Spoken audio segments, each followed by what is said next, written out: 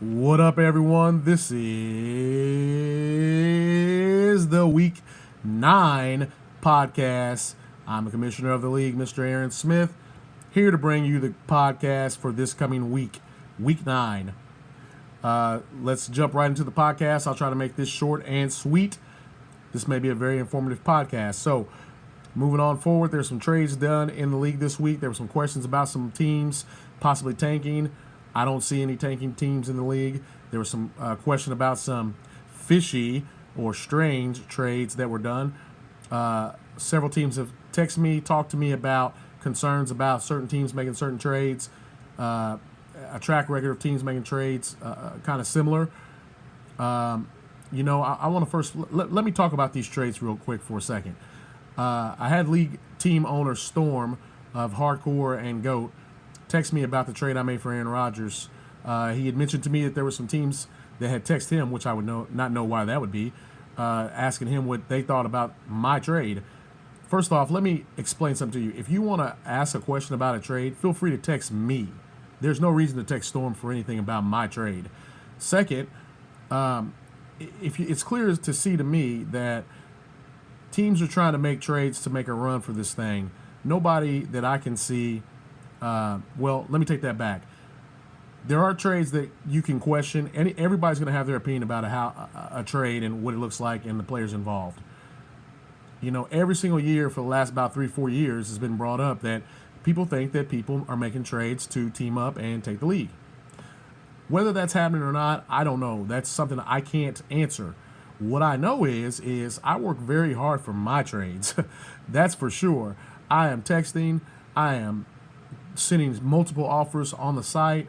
I do see all offers, and I want you to hear this closely. I do see all offers that are made on the site to teams by trade.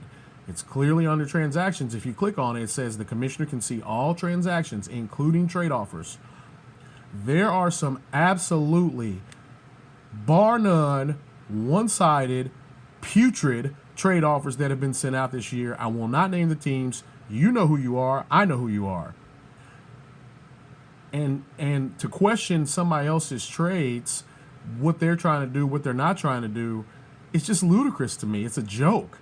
And, going forward, I'm not going to have this kind of thing going on in these leagues. This is ridiculous. People pay their money. They go for the gusto. They want to win. They're trying their best. Nobody deserves to be bashed about whatever decision they make on their team. It's their team. They pay for it. If I am to find out that there are teams in cahoots and they're making trades just to give someone else the league, a good buddy, a family member, whatever, this family members are playing this league, they will be kicked out of the league. That's bar none. They will be kicked out. They will not get any money, and I don't care what anyone says. So that's how I know for sure that is not going on. But I am really frustrated. This is Friday night. I am really frustrated with teams thinking that that people in this league aren't trustworthy. There are teams in this league been playing this league for 10, 12 years, 13 years, 15 years. Come on, dude. So with that said, I watch all trades. I look and see how they benefit a team. If I send a text message to you to inquire on why you would make that trade or how do you feel like that benefits your team, I'm just trying to have a justification. As long as you can provide me with the reason why you feel like that trade or a trade helps your team, if I ask, which I don't ask very often, then I'm fine with that. It is what it is. That doesn't, just because you get a trade that seems like, it's going to put you over the top, doesn't mean it's really going to put you over the top. Anything can happen. This is fantasy football. This isn't real life. So keep that in mind. And you don't have to say a word about my trades to me. It's who you say it to other people. It's going to get back to me. And that's the problem that I have. So, moving forward, the trade deadline is this coming week. Kickoff on Sunday. Next week will be the trade deadline, not this Sunday. Next Sunday, week 10. If you trade for a player that's in a Thursday night game, then your trade will not go into effect until after the Monday night game's over. Then I can put the trade through going forward for the next week. However, if you do trade for somebody that's in a Thursday night game, your trade will not go into effect this week. So be very careful with trade offers that are coming your way for this final week while everybody tries to get their team ready. Now, After that 5-minute rant, let's go on to week 9. We have the high score of the week. Do you believe in Magic? The first one of the season for him, my team, 341.3, new team record, new league record for highest score at points. I'm sure that'll be broken. It's already been broken twice this year, so that will probably be broken again. Low score, Bohica, 148. Last week on my picks, if you watch the podcast every week, you will know that I did make a perfect 12-0 sweep of who's going to win games this week and who's going to lose games. You can go back and verify that if you want to go sign up for my YouTube channel, subscribe to it. Just go to YouTube, search the High Rollers League podcast. I should come up, look at my channel. I go through YouTube to put these videos on the website, so you will see that I had a perfect 12-0 week. 63 and 33 is now my year-to-date total. 38 is above 500, so no fear of being under 500 this year like I was last year. But I'm more in tune, as I said, as the season goes on. I get stronger as far as making my pick and getting to know these teams a little bit better. Let's move on. I'm going to go ahead and go into the week 9 picks for this week. Do you believe in Magic, who is 3-5 and barely holding on by a finger on a cliff, can be pushed off at any second against Old Chicago Pizza, who's 7-1. I've got to go with Do You Believe in Magic? We've got to get a win. We pretty much got to win out. Maybe one more loss in order to make the playoffs, but I'm not even trying to get that. So Do You Believe in Magic? I need this win this week. Old Chicago, call the dogs off for me. Old Chicago Pizza, in my view, has one of the best teams. Him and Beast Mode, both 7-1, both two of the higher scoring teams, both in the Pro Bowl conference, probably for a reason. Beast Mode, 7-1, plays 2-6. Big Ball and Shot Call. Beast Mode gets the win this week. Want to be like Mike, 4-4 versus Light My Fire, who's made a couple trades this week to better his team. Congrats on that.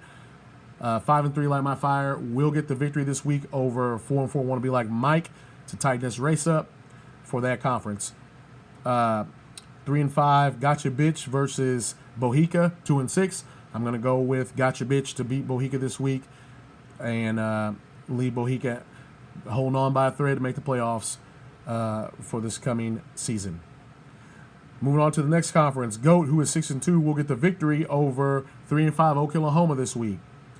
DNZ, who is 4-4, plays against the Groovy Newbie, who is 6-2. The Groovy Newbie has a very strong team. That is Nick's other team, as you guys well know by now. I am going to go with DNZ to pull the upset over Groovy Newbie. Like I said, DNZ is 4-4. I think his matchups are better this week. I did get a chance to take a long look at that matchup. I'm going with DNZ. 6165 Show, who's quietly put together a solid year, 5-3. A couple slip-ups here and there, but all in all, his team is a team to reckon with as well, just like most years that they're in the league.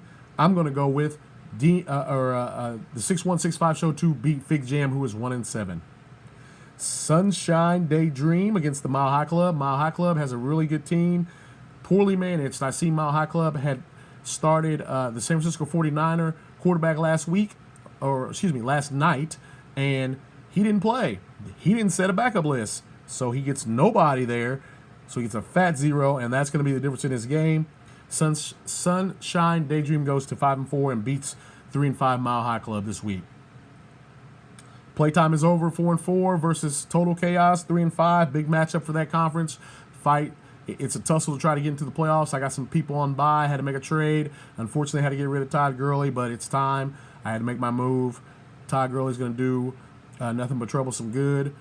He had some leeway, so he can take on Todd Gurley's upcoming bye. I could not. I needed a quarterback, as everybody well knew in that conference. Nobody wanted to trade me one. Everybody basically has refused to even offer me, a quarterback except for Ryan Fitzpatrick, which we won't even go into that horrible trade offer. But playtime is over. Should get the win over Total Chaos this week. Total Chaos does have Cam, does have a hot Trubisky. His team's coming on. Looks like he's trying to make a late run, but hopefully playtime ends it and says it's over. TNT, who's Dynamite, and that was then. This is now the battle of the 1-7 teams, the Toilet Bowl matchup of the week, the Trash Bowl. We're going to go with the 1-7 TNT to win this game. He'll be 2-7, and That was then. This is now. Gets another spanking. He will be 1-8. P&L versus Nothing But Trouble. I'm going to go with Nothing But Trouble, who is 6-2. P&L's 4-4. P&L's got Carson Wentz on bye this week. I think he may have to start Sam Darnold from the Jets quarterback. I don't like him. I don't like their matchup against Miami. Miami's defense is okay, although they do give up a lot of points sometimes, a lot of yards. Jets receivers are beat up. Don't know if Robbie Anderson's going to play. Don't know if the other guy's going to play. Hopefully a lot of feeding the ball to Isaiah Crowell because I'll probably start him this week. But I'm going to go with Nothing But Trouble to get the victory, who is 6-2.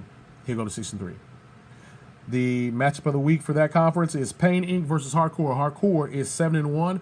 He's probably the lesser of the 7-1 teams as far as point total and overall team, although he did make a trade that was significantly favorable in his way. I didn't get any messages about that one.